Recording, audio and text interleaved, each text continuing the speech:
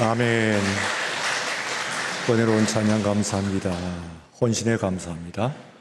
예배 순서를 맡으셨던 분들에게 감사드리고 예배 위원 여러분들께도 감사를 드립니다.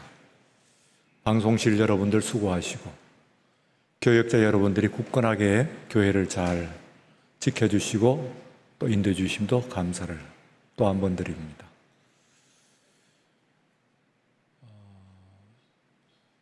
지금으로부터 3200년 전입니다. 그러니까 주전 12세기가 됩니다. 그 당시에 레반트 지역, 곧 가나안 이스라엘 지역에서의 주권은 미디안이라고 하는 부족 국가가 쥐고 있었습니다.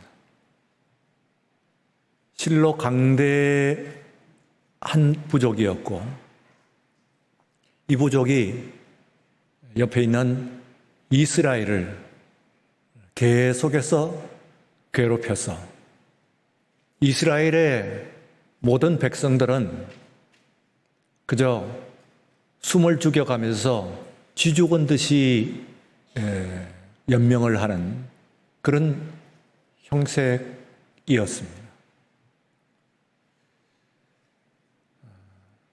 그때에 이 미디안이 이제는 아예 그 땅에서, 가나안 땅에서 이스라엘의 존재를 도말해버리기 위해서 쳐들어왔습니다.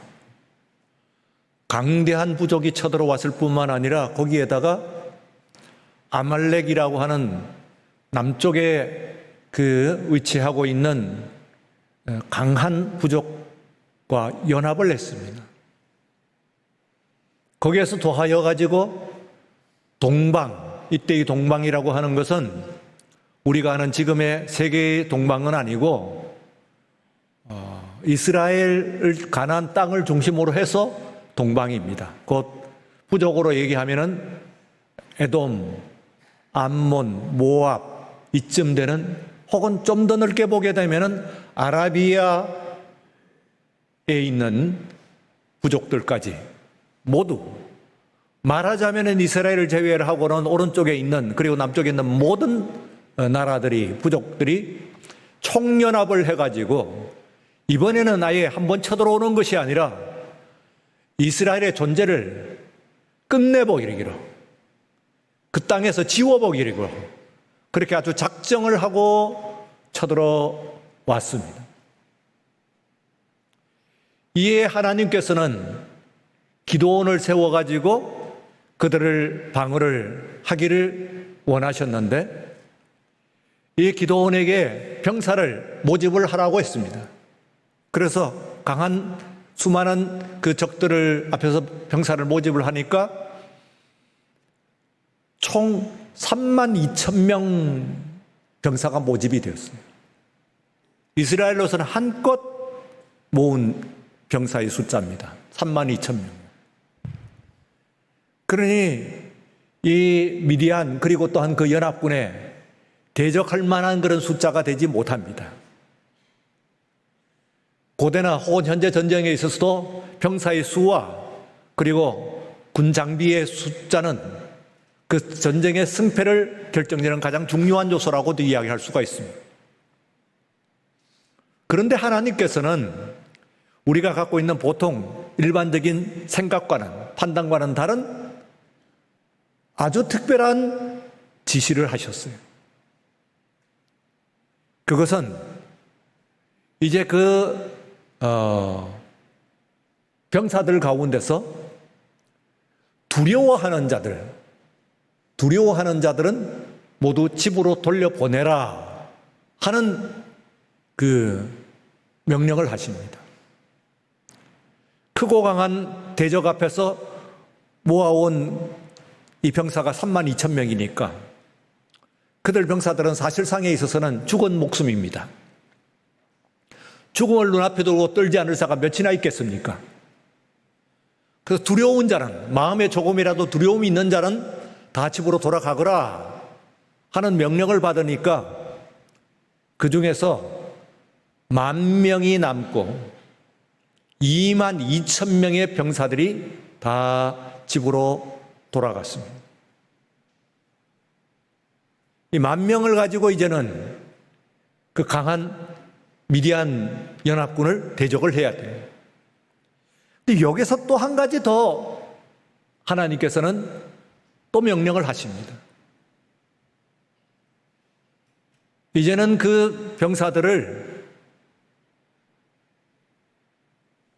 냇가로 데려가서 거기에서 물을 마시는 것을 원해요. 그런데 개같이 핥거나 혹은 무릎을 꿇고 머리를 말하자면 그 물에 처박은 것이죠. 그렇게 물을 마시는 병사들은 모두 돌려보내고 그 중에서 손으로 물을 떠가지고 그래서 그 손에 있는 그 물을 마시는 그 병사들 따로 구분을 하라. 그렇게 말씀을 했습니다. 뜨거운 그 태양 아래서 진군을 하든 더구나 그 무서운 대적 전쟁을 앞에 두고 있는 긴장한 그런 병사들이 물을 마시는데 그 물을 마실 그 사람이 그 손으로 떠서 마실 사람이 얼마나 있겠습니까? 실로 얼마 없었어요. 10,000명의 군사들 가운데서 대부분은 개같이 핥거나 혹은 아주 무릎을 꿇고 그리고 물을 마시는 거예요. 갈증과 그리고 긴장으로 그렇게 물을 마시는데 오직 그 중에서 단 300명의 군사들만이 병사들이 손으로 물을 떠가지고 그 물을 마셨습니다. 하나님께서 말씀하시기를 그 300명 외에는 모두 다 돌려보내라 하고 말씀하셨어요. 그래서 300명이 남았습니다. 애초에 32,000명 군대를 가지고도 도저히 이길 수 없는 적들을 가지고 이제는 다 돌려보내고 불과 300명이 남았으니까 이 전쟁을 어떻게 이길 수가 있겠어요? 근데 하나님께서 여기서 또 명령을 한 가지 더 하십니다. 오늘 본문의 말씀 가운데서. 적진으로 내려가라는 거예요. 적진의 동향을 살피라는 겁니다. 멀리서 관측하라는 이야기가 아니라 아예 가까이 가가지고 그 속에서 그들을 가까이서 보라는 거예요. 기드온이 두려워하니까 네 부하 한 사람을 데리고 가라. 부라라고 하는 이름의 부하입니다. 부라. 네 부하 부라를 데리고 가라 하고 지명한 것은 아마도 이 부라라고 하는 사람이 평소에도 기드온의 옆에서 신변을 보호하고 있는 그런 사람이든지 혹은 특별한 그 무력이나 혹은 담대함을 가지고 있는 하여튼 그런 사람이라고 생각할 수가 있어요. 어쨌든 지명을 했습니다. 네가 혼자 가기가 두렵거든. 부라를 데리고 가라. 이래서 이 기드온이 그 부하를 데리고 그리고 한밤중에 이제 기드온의 진으로 가까이 갑니다. 갔더니 과연 그 미디안 군사들과 아말렉 군사 그리고 동방의 그 부족들의 군사들 연합군이 얼마나 많은지 그 백성 군사들의 숫자가 중다함이 메뚜기에 떼갖고 그리고 또한 그 애들이 타고 온 그 낙타, 이 낙타의 수가 해변에 모래와 같다는 거야. 수다가 그게 많다는 거예요. 그래 어떻습니까? 그 당시에 이 그 낙타라고 하면은 그건 뭐 거의 사람 키 위에서 움직이는 거니까 현대전에 있어서의 뭐 전차 같은 것이겠죠. 그러니까 병사들의 수가 메뚜기 수와 같고, 메뚜기 떼와 같고, 그리고 또한 그 약대들의 숫자가 해변의 모래 같으니까 이거는 도저히 감당할 수가 없는, 300명으로 더구나 어떻게 그들을 이길 수가 있겠어요? 그런데 이제 이때에 이 하나님께서 기도원으로 그 적병 보초병입니다. 말하자면 한밤중에 보초를 서고 있는 두 보초병이 나누는 말을 듣게 됐어요. 가까이서. 아주 가까이 간 거죠. 그 보초병들이 나눈 대화를 듣는데 뭐라고 그러냐면은, 한 병사가 간밤에 꿈을 꾼 이야기를 그 동료애가 합니다. 내가 꿈을 꾸니까 보리떡 덩어리가 하나가 참 지치고 들어오더니 우리 이 지인들을 다 회파를 했다는 거예요. 그런 꿈을 꿨어 하고 이야기를 합니다. 그랬더니 그의 동료 이 보초병이 그 꿈을 나름대로 해몽을 합니다. 그것은 다름 아니라 이스라엘 병사들이 우리를 지치고 들어오는 것 아니냐. 나파하는 그 히브리어를 썼어요. 지치고 들어오는 거 아니냐. 그래서 우리 진영이 회파되는 것을 이야기하는 것 아니겠느냐 하고 이야기를 합니다. 아마도 모여있는 병사들이 구호를 외칠 때 같으면 그런 이야기를 할 수가 없겠죠. 그러나 그 꿈이가, 그리고 그 꿈 해몽에 있어가지고 이거 두 가지를 말하자면은 이 군인들의, 상대 군인들의 속 마음을 한편을 읽게 된 것이라고 볼 수가 있습니다. 그래서 이것은 오늘 이 3200년 전에 그때의 그 전쟁만 이야기하는 것은 아니에요. 이걸 우리 이 본문이 우리가 그 들여다보면서 중요하게 들여다볼 가치가 있는 것은, 이것이 오늘 우리들의 전쟁뿐만 아니에요. 싸움뿐만 아니고 모든 사람이나 혹은 person and matter, 그러니까 사람을 대적하거나 혹은 사안을 대하거나, 우리가 중요하게 오늘 이 시간 예배를 통해 가지고 들어야 될 아주 중요한 그 교훈입니다. 메시지. 우리가 대적을 하고 있는 사람과 이 세상의 문제들, 이런 것들을 대할 때 어떻게 대할 것인가 하는 것을 얘기할 때, 나도 무섭죠. 물론. 그리고 이 적들은 메뚜기 떼와 같고 해변의 모래와 같습니다. 정말 그럴까요? 사실은 거기서부터 정확한 현실은 아니에요. 어떻게 약대의 수가 해변의 모래 수와 같을 수가 있겠어요? 아무리 말아도. 그리고 그 연합군이 부족 국가들이 모여서, 물론 이스라엘 군사들보다는 훨씬 많긴 하겠습니다만, 그러나 얼마나 많긴 하겠어요.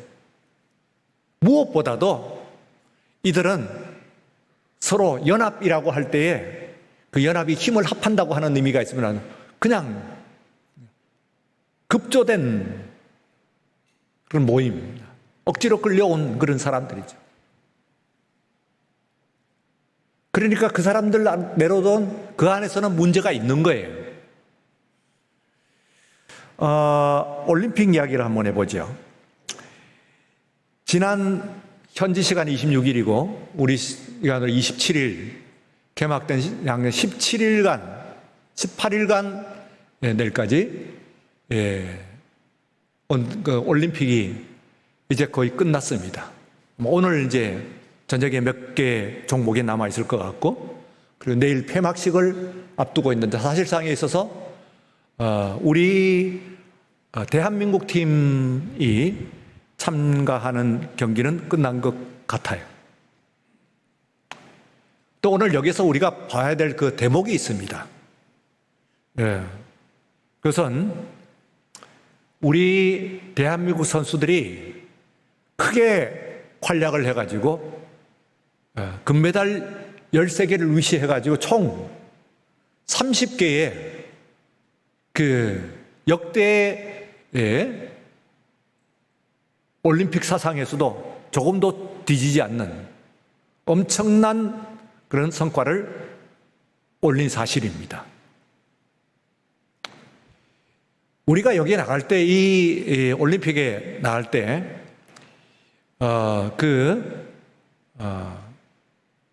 체육회가 발표한 금메달 예상 숫자는 목표죠. 목표 숫자가 5개였어요. 그런데 그 2배를 넘어서 가지고 거의 3배 가까이 되는 목표치 달성을 한 것이라고요. 이것은 성공이자 실패입니다. 실패이자 성공이고요, 사실은. 왜 그렇습니까? 이게 어쩌다가 겨루는 것이 아니거든요. 현대 스포츠가 과학 스포츠인데 무려 지나간 4년 동안 철저하게 분석하고 대비를 해온 거거든요. 그래서 우리 경기력과 그리고 상대들의 경기력 같은 것들을 충분히 계산을 하고, 그리고 우리 선수들 그 대비를 해가지고 발표를 한 것이란 말이에요. 그런데 이것을 가지고 금메달 숫자가 5개에서 그렇게 크게 차이가 메달 숫자가 난다고 하는 것은 이것은 실패죠. 어떤 의미에서. 성공이자 실패죠. 우리를 모르고 그리고 또한 상대를 모르는 것이라고 이렇게 생각을 할 수도 있어요. 이렇게 생각을 하면은 같은 방식으로 한 15개 딸 겁니다 하는데도 5개 딸 수도 있는 거예요. 그러니 이런 대비는 있을 수가 없습니다. 기본적으로. 뭐 몇 개 정도 차이가 있을 수가 있긴 하겠습니다만 2배, 3배씩 차이가 나는 메달 숫자는 있을 수가 없는 거예요.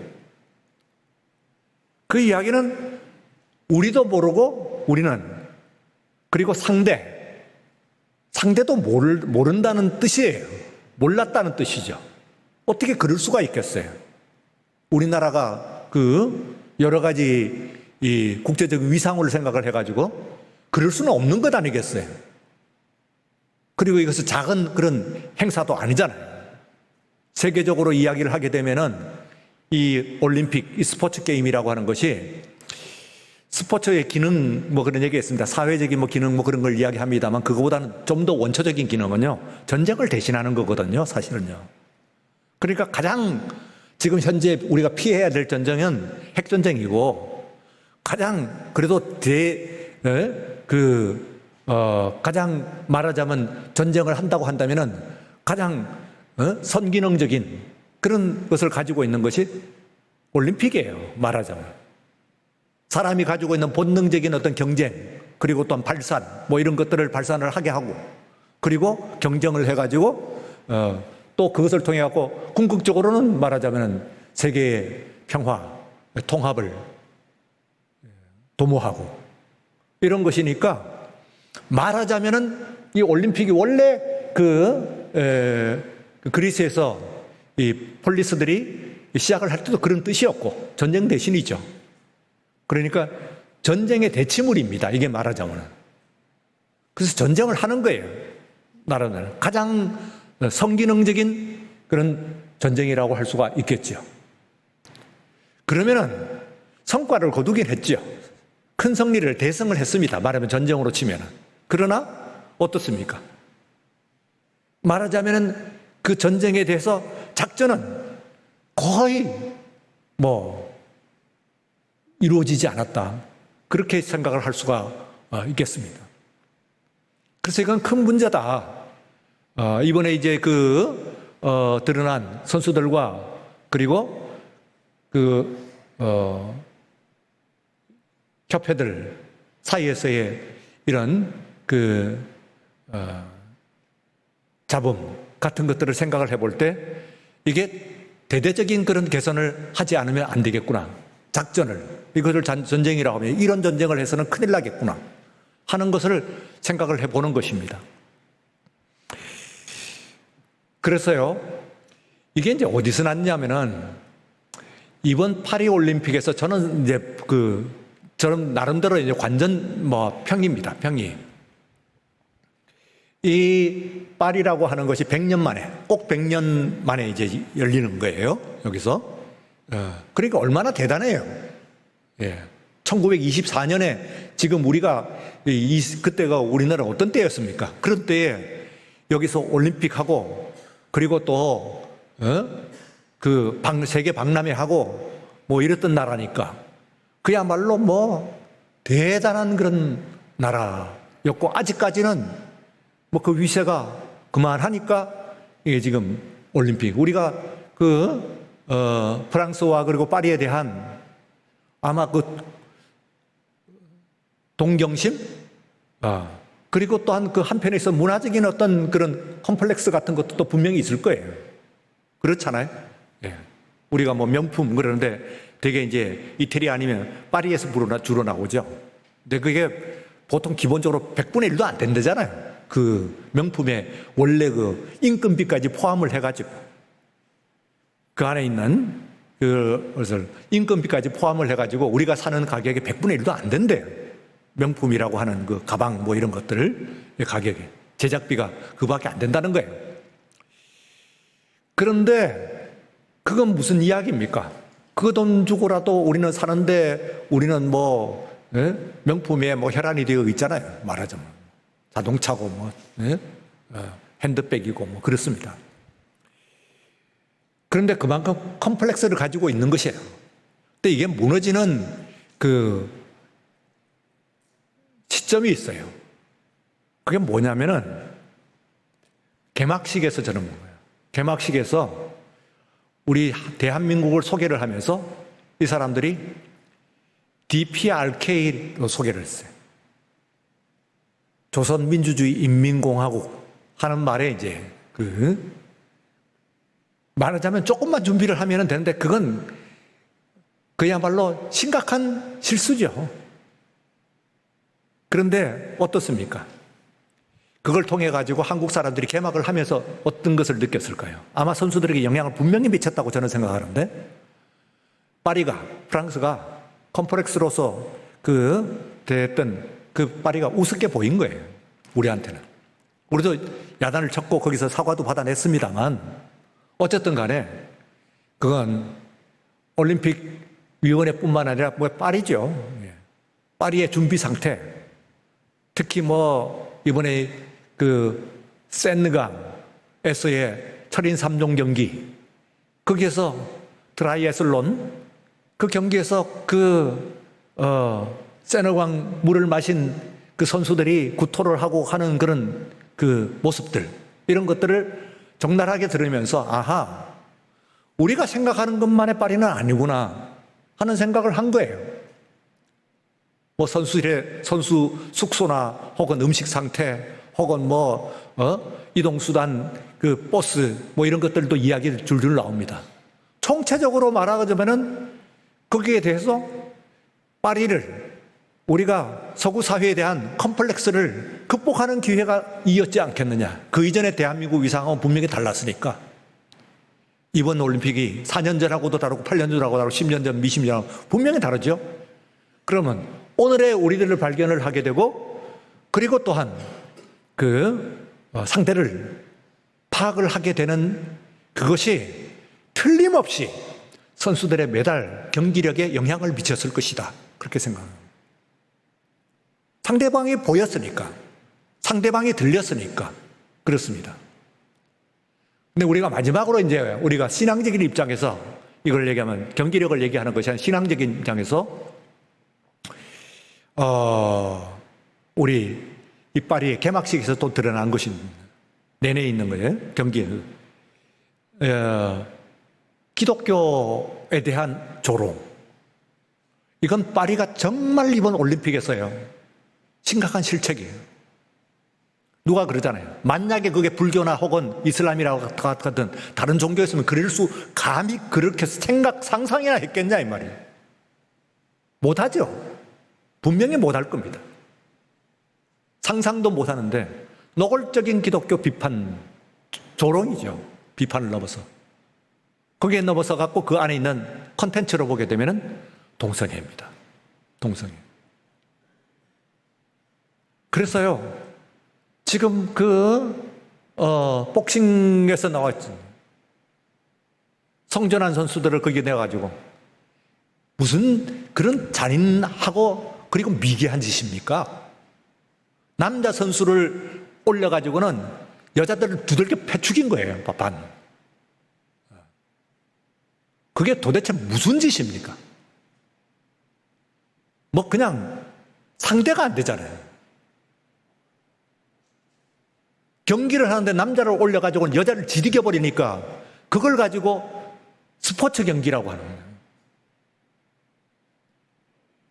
심각한 그런 질문을 남기는, 그리고 또한 이것은 질문 정도가 아니고 현대 문명사회와 그리고 인류 사회의 정신, 그리고 신앙에 대해서 궁극적인 도전을 한 그런 경기였다. 그래서 질문을 남겼다. 문제를 남겼다. 그렇게 생각을 할 수가 있겠습니다. 오늘 이 시간에 제가 제 친구인데요. 가장 친한 친구인데, 이 사람이 지금 목회 영상을 지금 계속해서 내는데, 아마 우리 시대의 가장 중요한, 한국을 포함해갖고 전 세계를 포함해까지요, 우리 시대의 가장 중요한 목회 스토리텔러가 아닌가, 그렇게 생각을 하는데요. 허연행 목사의 영상으로 우리가 보고, 그리고 말씀으로 마무리를 하겠습니다.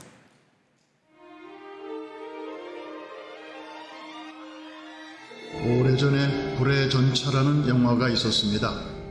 Chariots of Fire라는 주제가로도 유명한 이 영화는 지금으로부터 꼭 100년 전에 프랑스 파리 하계 올림픽에 출전했던 영국의 두 육상 영웅의 스토리를 담고 있지요.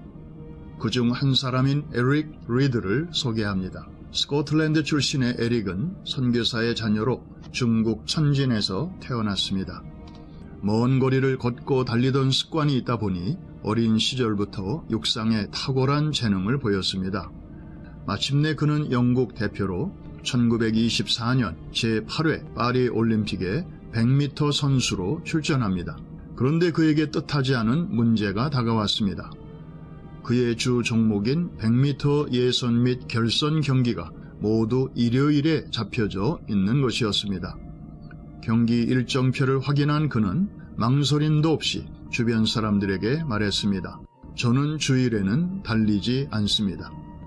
중국 선교사의 자녀로 어릴 적부터 철저한 신앙 훈련을 받은 에릭에게 일요일은 자신의 날이 아닌 주님의 날, 주일이기 때문에 온전히 주님을 예배하고 섬기는 일 외에 다른 일을 할 수가 없었던 것입니다. 주변 사람들이 올림픽 100m 경기에 출전해서 금메달을 획득함으로써 하나님께 영광 돌리는 것도 좋은 일이 아니겠느냐면서 경기에 출전할 것을 권유해 보았지만 그의 결심에는 변함이 없었습니다. 그의 출전 포기 소식을 들은 영국인들의 반응은 매우 냉소적이었습니다. 비록 믿음 안에서 이루어진 결정이었지만 사랑하는 조국으로부터 받은 냉소와 비난은 그가 예상했던 것보다 훨씬 더 크고 참기 어려운 고통이었습니다. 하지만 그는 자신의 주 종목이 아닌 200m에 출전하여 동메달을 땄습니다. 그리고 400m 경기에도 출전하였는데 사실 400m에서 사람들은 에릭에게서 아무것도 기대하지 않았습니다. 왜냐하면 그는 단거리 전문 선수였기 때문입니다. 그런데 이변이 일어났습니다. 출발 신호와 함께 에릭은 신들린 사람처럼 400m를 마치 100m를 뛰는 주법으로 달렸습니다. 저렇게 400m를 달리다가는 도중에 쓰러져 죽을지도 모른다라고 전문가들마저 걱정했을 정도입니다. 에릭은 이날 47초 6의 기록으로 세계 신기록을 세우면서 금메달을 목에 걸었습니다. 얼마 전까지 에릭을 조국의 배신자로 여기던 영국과 스코틀랜드 국민들의 조롱조의 비아냥은 조국의 영웅을 환호하는 찬사로 바뀌고 말았습니다. 경기 후 한 스코틀랜드 신문 기자가 에릭에게 물었습니다. 어떻게 해서 그런 놀라운 스피드를 중반 이후에도 계속 유지할 수 있었습니까? 에릭은 주저하지 않고 대답했습니다. 처음 200m는 제가 최선을 다해서 달렸습니다. 그리고 나머지 200m는 하나님의 도우심으로 더 빨리 달릴 수 있었던 것뿐입니다. 최근 프랑스 파리에서 열린 2024 하계올림픽 개회식이 기독교에 대한 모욕과 조롱, 동성애와 음란 코드로 가득한 저질 퍼포먼스들로 꾸며진 것 때문에 시끄럽습니다. 특히 드래그 퀸, 즉 여장한 남자들과 괴상한 의상 및 분장을 하고 나온 인물들이 예수의 최후의 만찬을 조롱하고 패러디한 장면, 요한계시록 6장에 나오는 사망이라는 이름을 가진 네 번째 말탄자의 등장, 그리고 오스트리아 공주 출신으로 프랑스의 왕비였다가 참수당한 마리 앙뚜아네트의 끔찍한 모습. 이러한 일련의 내용들은 재미도 감동도 교훈도 없는 최악의 올림픽 개회식 장면으로서 기독교인들 뿐만 아니라 평화로운 스포츠 제전을 기대하던 전 세계인들에게 모욕감과 불쾌감과 혐오감을 안겨주기에 충분했습니다. 개회식을 기획한 예술 감독은 똘레랑스, 즉 포용성을 위해서 그렇게 했다라고 강변하고 있지만 많은 사람들은 과연 그들이 다른 종교에 대해서도 비슷한 방식으로 조롱할 수 있었을까? 그들이 이렇게 역겨운 내용으로 이슬람의 경전인 꾸란의 한 장면을 패러디할 수 있었을까? 분명 그들에게는 그런 용기는 없을 것이라고 따끔하게 지적했습니다.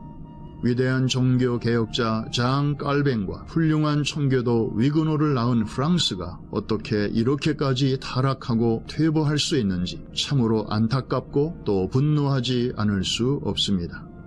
100년 전 파리올림픽 400m 결승전 테이프를 끊고 쓰러진 에릭 리들의 손에는 쪽지 하나가 쥐어져 있었습니다. 그가 결승전에 출전할 때 담당 안마사가 쥐어준 것인데 그 쪽지에는 에릭이 평소에 늘 묵상해오던 다음과 같은 성경 구절이 적혀 있었지요. 나를 존중히 여기는 자를 내가 존중히 여기고 나를 멸시하는 자를 내가 경멸하리라. 자신의 주 종목도 아니었지만 하나님의 영광을 생각하며 달리던 에릭에게 힘을 불어넣어 주었던 그 말씀은 오늘 우리도 다시 한번 깊이 생각해야 할 말씀이기도 합니다. 예, 우리 유럽 5국 중에서 이번 올림픽의 성적 같은 것이 경기 성적입니다만 여실히 그 국가의 위상을 나타내 주는 것인데 스페인이 밑으로 쳐져 있는 걸 볼 수가 있죠. 아마도 파리가, 프랑스가 이런 야망과 무지의 그 모습을 가지고 나아간다고 한다면은 그 다음 주자가 아닌가 그런 생각을 할 수가 있습니다. 우리는 대적들의 안에 있는 소리에 귀를 기울여야 됩니다. 무조건 두려워하고 그리고 무릎 꿇어서는 안 됩니다. 오늘 그리스도인들이 그리고 기독교 교회가 분명한 그 믿음의 고백을 분명하게 쓰고 그리고 또한 그 대적들의 소리를 읽으며 우리 하나님께 주시는 소명을 다 감당해 나가시는 우리 모두가 되시기를 주의 이름으로 축원합니다. 기도하겠습니다. 거룩하신 하나님 아버지 감사합니다. 오늘 거룩한 주일 나와서 예배드리게 하시며 주의 말씀을 들려주시니 감사합니다. 오늘 이 세상을 사는 이 세상은 죄로 인하여 오염되었고 매우 혼탁하여 있습니다. 광명의 사자로서 빛과 같이 가장을 하여 나오는 사탄의 괴계들을 우리들이 바라볼 수 있는 믿음의 눈도 지혜의 눈도 함께 허락하여 주시고 영적인 분별력을 함께 허락하여 주시사 대적들의 소리에 귀를 기울이고 그들을 간파하게 하시고 오늘 우리들이 나갈 때 우리의 자세를 바로잡을 수 있도록 인도하여 주옵소서. 교회가 교회대로 믿음의 사람들이 자신의 신앙에 분명히 서는 오늘 이 시간이 되게 하여 주시옵기를 간절히 바라옵고 맡기오며 예수님 이름으로 기도리옵나이다. 아멘.